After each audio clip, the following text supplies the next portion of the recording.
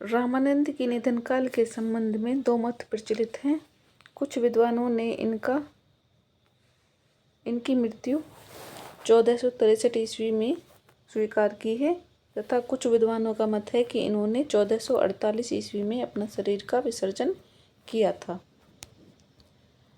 उपलब्ध तथ्यों एवं उल्लेखों के आधार पर यह निश्चित किया जा सकता है कि इनका आविर्भाव लगभग 1368 ईस्वी और निधन काल लगभग 1468 ईस्वी का था। श्री भक्तमाल सटीक के अनुसार इनका जन्म प्रयाग में कन्याकुब्ज ब्राह्मण कुल में हुआ था। इनकी शिक्षा दीक्षा काशी में हुई और स्वामी राघवानंद इनकी दीक्षा गुरु थे। रामानंद के जो गुरु थे वो स्वामी राघवानंद थे।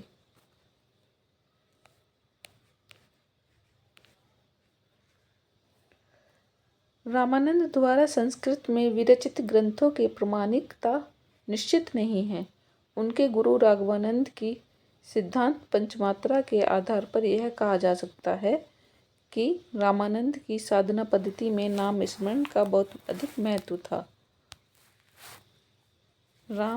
साधना पद्धति में नाम स्मरण का महत्व था। नाभादास के मत से रामानंद दसधा भक्ति के आगार थे। दसधा भक्ति के प्रचार के साथ ही साथ उन्होंने ज्ञानवृत्ति प्रेमियों को ज्ञान मार्ग का उपदेश दिया।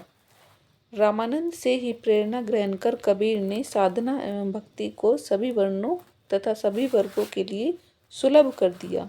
रामानंद बड़े उदार चेता मनस्वी थे। उन्होंने सामाजिक हीनता और असमर्थता की भावना को समूल नष्ट कर साधना का ऐसा भव्य एवं विशाल मंदिर निर्मित किया जिसके द्वार सबके लिए उन्मुक्त थे।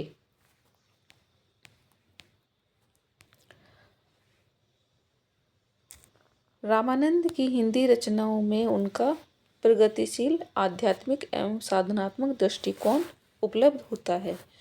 तीर्थ यात्रा, मूर्ति पूजा, वेद आदि धर्म ग्रंथों एवं उपासना के बाह्य साधनों की आलोचना करते हुए उन्होंने अंतः साधना का मार्ग प्रदर्शित किया। उनकी रचनाओं में ब्रह्मा की प्रेम भक्ति का उपदेश है तथा उनकी काव्य भाषा पर्याप्त स्वच्छ है। अपने गुरु राघवानंद से प्राप्त भक्ति एवं ज्ञान की पृष्ठभूमि में उन्होंने रामावत संप्रदाय का प्रवर्तन किया। यह इम्पोर्टेंट है। रामानंद ने रामावत संप्रदाय का प्रवर्तन किया। उनके बाद 16वीं शताब्दी में इस संप्रदाय का संपर्क श्री संप्रदाय के साथ इतना बढ़ गया कि दोनों में जो भेद था वह भावुक जनता के समक्ष अदृष्ट हो गया। किससे? श्री संप्रदाय के साथ इनका जो जुड़ाव था वो ज़्यादा हो गया। परंतु वस्तुतः दोनों में भेद विद्यमान था, लेकिन फिर भी जनता के समक्ष तो वह भेद अदृष्ट हो गया, लेकिन दोनों में फिर भी भेद विद्यमान था।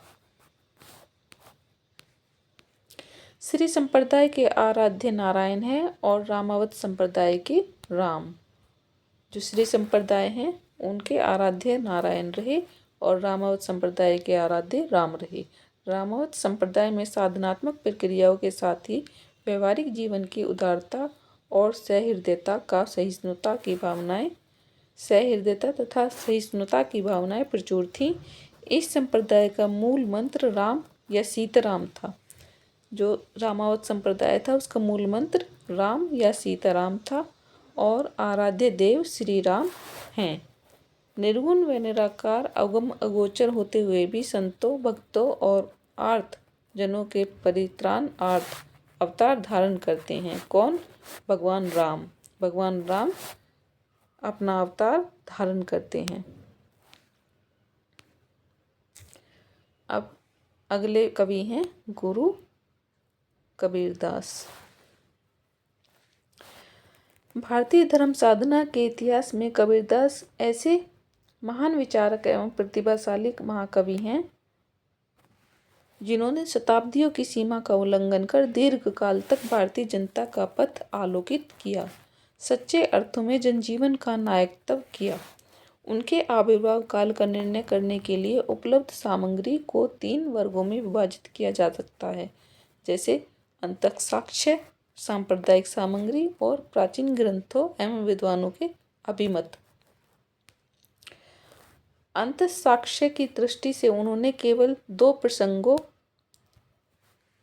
काजी द्वारा हाथी चलवाने तथा लोहे की जंजीरों में बंधवाकर गंगा में डुबोने के प्रयत्न का वर्णन किया है, जो उन्होंने स्वयं किया है। अंतःसाक्ष्य मतलब उनके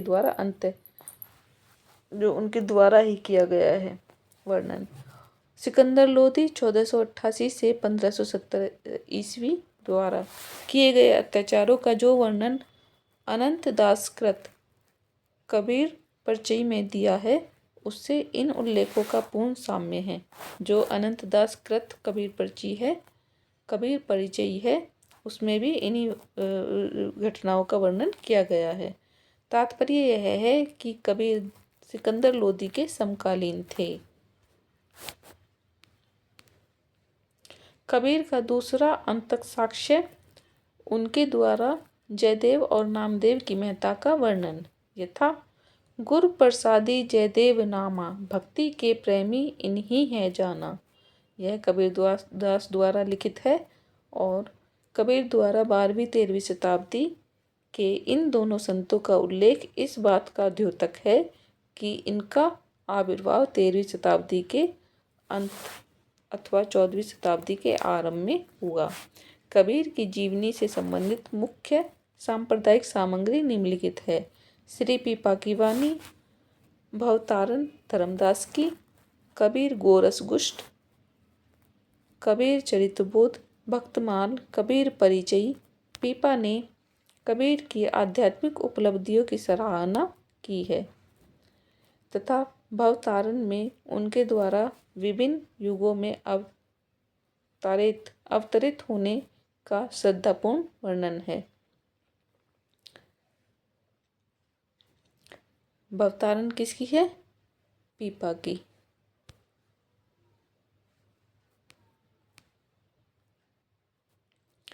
कबीर गोरस गुष्ट में गोरखनाथ और कबीरदास के मध्य तत्व सिद्धांत पर विवेचना को वाणी दी गई है। कबीर चरित्रबोध प्रथम सांप्रदायिक ग्रंथ है जिसमें कबीर के आविर्भाव काल 1455 विक्रम संवत का स्पष्ट शब्दों में उल्लेख है। इसमें कबीर चरित्रबोध में नावादास विरचित भक्तमाल नावादास द्वारा रचित 1585 ईस्वी में कबीर के संबंध में यह उल्लेख मिलता है।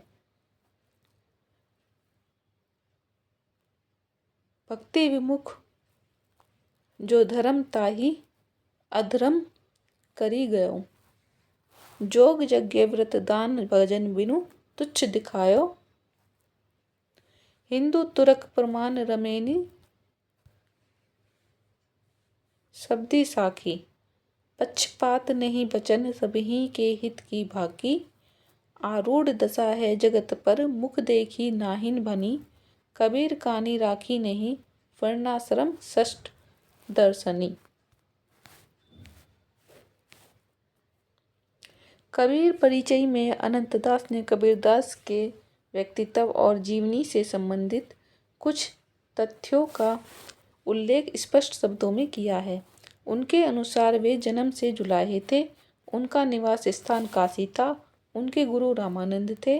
सिकंदर लोदी ने उन्हें अनेक प्रकार की यातनाएं दी और उन्होंने 120 वर्ष का पवित्र जीवन पाया। किसने? कबीर ने। रैदास मध्ययुगीन साधकों में रैदास अथवा रविदास का विशिष्ट स्थान है। निम्न वर्ग में समुत्पन्न होकर भी उत्तम जीवन शैली, उत्कृष्ट साधना पद्धति और उल्लेखनीय आचरण के कारण वे आज भी भारतीय धर्म साधना के इतिहास में सादर स्मरण किए जाते हैं। रैदास का जन्म काशी में हुआ था और काशी में ही उनका निवास स्थान माना गया है। कबीर की भांति उनके जीवन काल के विषय में भी मतभेद है। रैदास के परिचय में जन्मकाल का उल्लेख नहीं है। भक्तमाल और डॉक्टर भंडारकर के अनुसार उनका जन्म 1299 ईस्वी में हुआ था। डॉक्टर भगवत व्रत मिश्र ने यह निष्कर्ष प्रस्तुत किया है कि कवि का जन्म काल 1398 ईस्वी है तथा मृत्युकाल 1448 ईस्वी के मध्य होना चाहिए। यह भी प्रसिद्ध है कि वे मीराबाई के गुरु थे। कौन? रैदास। और मीराबाई का जन्म काल है 1498 और मृत्युकाल है 1546 ईस्वी। इस स्थिति में 1530 ईस्वी के पूर्व उनका देहावसान नहीं माना जा सकता। अस्तु इस संबंध में निश्चय पूर्वक कुछ भी कहा नहीं जा सकता। रैदास चमार दंपति से उत्पन्न हुए थे, इस विषय में अनेक अंतसाक्ष्य उपलब्ध हैं, जैसे ऐसी मेरी जाति विख्यात चमार, चरण शरण रैदास चमैया आदि, जो रैदास द्वारा ही लिखित हैं। अनंत दास द्वारा लिखित परिचय और प्रियदास के सटीक भक्तमाल के अनुसार रैदास को स्वामी रामानंद ने दीक्षा दी थी, किंतु रैदास की रचनाओं में कहीं भी रामानंद का उल्लेख न होने से इस विषय में भी शंका होती है। रैदास विवाहित थे और उनकी पत्नी का नाम लोना था। अपनी संत प्रवृत्ति के अनुरूप उन्होंने प्रयाग, मथुरा, वृंदावन, भरतपुर, जयपुर, पुष्कर, चित्तौड़ आदि स्थानों का भ्रमण किया था। प्रसिद्ध है कि सिकंदर लोदी के निमंत्रण पर वे दिल्ली भी गए। उनका मोक्ष स्थान काशी का गंगा घाट था। रैदास मूलतः संत थे, फलस्वरूप कबीर की भांति उनका बल भी कला पक्ष की अपेक्षा प्रतिपाद्य पर अधिक रहा है। अन्य ब्रह्मार्गी कवियों की भांति उनके लिए भी निर्गुण ब्रह्मा अनुभूति और जिज्ञासा का विषय है। कभी वे उनकी सत्ता और स्वरूप की अभिव्यक्ति में अपनी असमर्थता को स्वीकार करते हैं, तो अन्यत्र उसे एक सुनिश्चित रूप देने के लिए भी उन्होंने ईश्वर के समस्त रूपों में ऐक्य और अभिन्नता के दर्शन किए हैं। मूर्ति पूजा, तीर्थ यात्रा आदि बाह्य विधानों के विरोध कर उन्होंने आभ्यंतरिक साधना पर बल दिया है। अपने भावों विचारों की अभिव्यक्ति के लिए उन्होंने सरल व्यवहारिक ब्रजभाषा को अपनाया है, जिसमें अवधी, राजस्थानी खड़ी बोली और उर्दू फारसी के शब्दों का भी मिश्रण है। उपमा रूपक अलंकार कवि को विशेष प्रिय रहे हैं। यह इम्पोर्टेंट है। रैदास के प्रिय अलंकार हैं उपमा और रूपक। उनकी काव्यशैली की परिचयार्थ निम्नलिखित उद्धरण द्रष्टव्य हैं। अब कैसे छूटे राम रट लागी, प्रभु जी तुम चंदन हम पानी, जाकी अंग अंग बास समानी। प्रभु जी तुम घन हम मोरा, जैसे चितवत चंद चकोरा। प्रभु जी तुम दीपक हम बाती, जाकी ज्योति बरे दिन राती। प्रभु जी तुम मोती हम धागा, जैसे सोन मिलत सुहागा, जैसे सोने मिलत सुहागा। प्रभु जी तुम स्वामी हम दासा, ऐसी भक्ति करे रैदासा। ये थी आज की वीडियो। आगे की वीडियो हम